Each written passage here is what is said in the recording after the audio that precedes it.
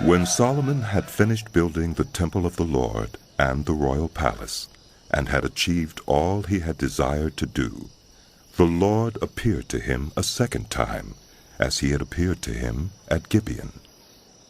The Lord said to him, I have heard the prayer and plea you have made before me. I have consecrated this temple which you have built by putting my name there forever. My eyes and my heart will always be there.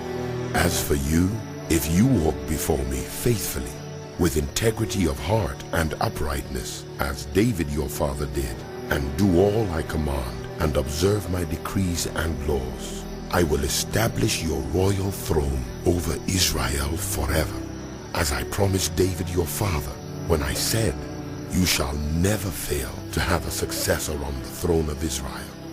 But if you or your descendants turn away from me, and do not observe the commands and decrees I have given you, and go off to serve other gods and worship them, then I will cut off Israel from the land I have given them, and will reject this temple I have consecrated for my name. Israel will then become a byword and an object of ridicule among all peoples. This temple will become a heap of rubble. All who pass by will be appalled, and will scoff and say, why has the Lord done such a thing to this land and to this temple?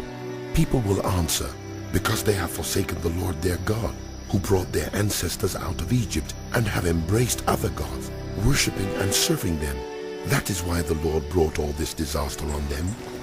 At the end of 20 years, during which Solomon built these two buildings, the temple of the Lord and the royal palace, King Solomon gave 20 towns in Galilee to Hiram, king of Tyre, because Hiram had supplied him with all the cedar and juniper and gold he wanted. But when Hiram went from Tyre to see the towns that Solomon had given him, he was not pleased with them. What kind of towns are these you have given me, my brother?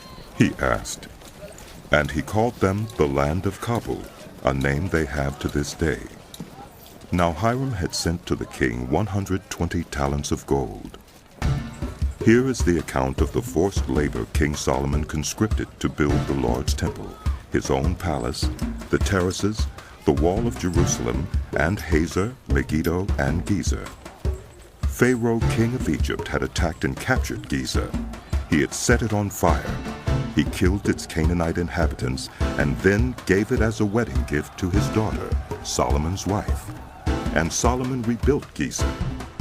He built up Lower Beth-horon, Baalah, and Tadmor in the desert, within his land, as well as all his store cities and the towns for his chariots and for his horses, whatever he desired to build in Jerusalem, in Lebanon, and throughout all the territory he ruled. There were still people left from the Amorites, Hittites, Perizzites, Hivites, and Jebusites. These people were not Israelites. Solomon conscripted the descendants of all these people remaining in the land, whom the Israelites could not exterminate, to serve as slave labor, as it is to this day.